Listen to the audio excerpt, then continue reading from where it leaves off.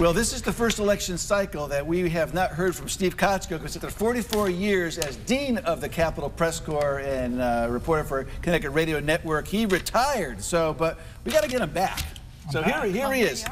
So you're back, and I was thinking about you over the course of this week, and I said, let's get him on because we need to hear what you think. So what do you think? Huh?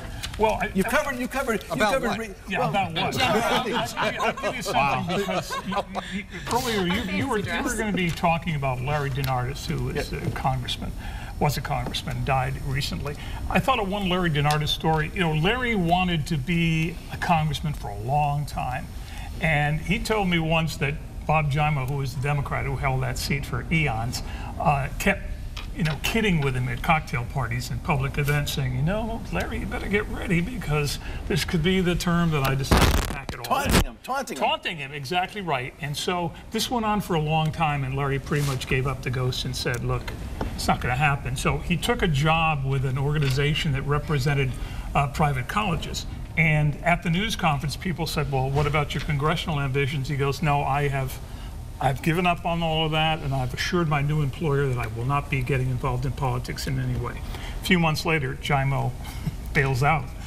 And, we're all thinking in the Capitol Press room, this is so sad for Larry, who was out there for years. And so, but his organization that he worked for, they let him out of the contract because they knew how much he wanted this. And he ran for office, and he won that year. Yeah. So that was KICS, Connecticut Independent Conference of Colleges. So you've been covering politics. You've seen since Governor John Trumbull. Yes, and basically, and you've covered all the races, and you've given pithy commentary. You've interviewed everyone. How do you break down this race between Ned Lamont and Bob Stefanowski? It's interesting because I know that there's been a lot of discussion about whether or not the sort of anti-Malloy feeling in this state and the anti-Trump feeling in this state would impact the election. And I believe the Quinnipiac poll asked voters about that, and they said, no, we're going to vote strictly on the candidates. We're not going to be influenced. I don't really believe that. No, neither do I. I don't believe that. I think that, for Democrats, it's a case of, I know they're worried that Ned Lamont looks too much like a Dan Malloy. They agree on a lot of the issues. And on the other side, I know that there are plenty of Republicans who are fearful that Stefanowski's sort of hand-in-hand relationship with Donald Trump is going to hurt him. So that makes it interesting. You have Oz Griebel out there as an independent.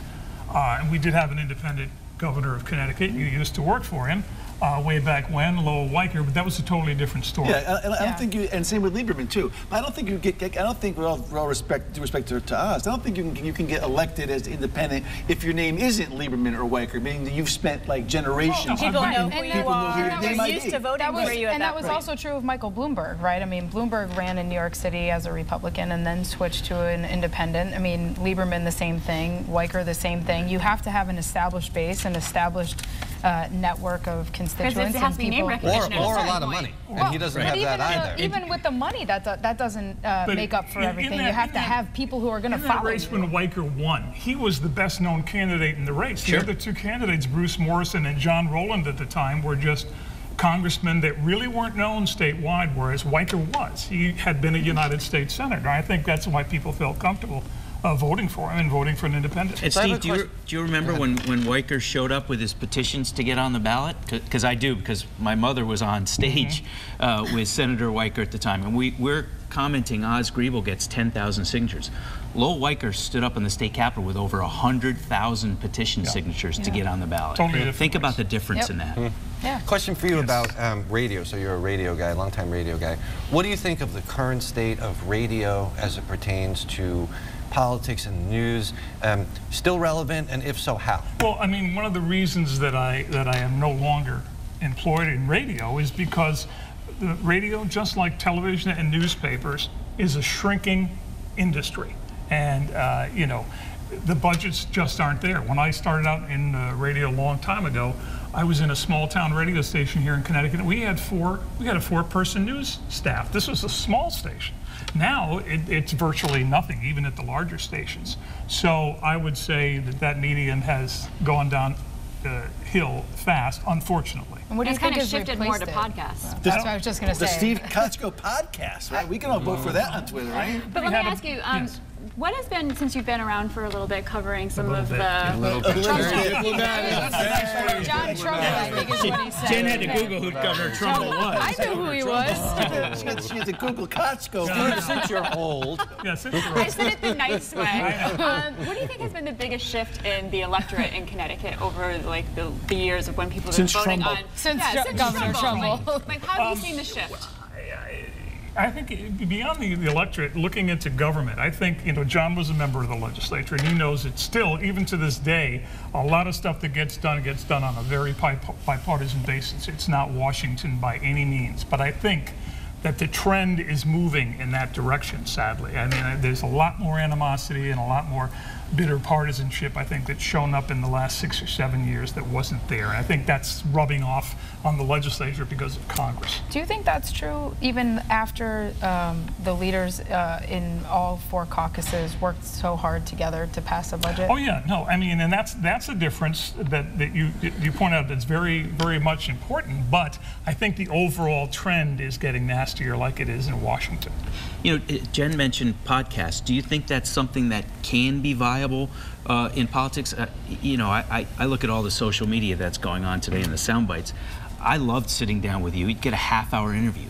How rare is that as a politician, as a office holder or future candidate, to be able to get a half hour to get all your ideas out? to have a thoughtful discussion. That was Steve's program. And I'm just I'm Dialogue wondering if CT. not just traditional radio, but if podcasts. I think that could be an interesting idea. Look at the national campaigns. A long time ago, again, when I started out, you would presidential candidates would come to the state, and they would give you a half an hour. They would give me and other reporters a half an hour each for an interview. Now they are so packaged that it's lucky if the White House press corps could get a few minutes with the president, or the traveling press corps could get a few minutes with a leading candidate, because their campaigns are very fearful that they're going to say or do something that upsets the nice balance that they have. Do you have a favorite memory of a presidential candidate or president coming into Connecticut? Well, I have one, but I can't tell that story. This is after hours. Come on. You're retired. We can swear here. Yeah, statute of limitations has expired. It's okay. What did Lincoln do?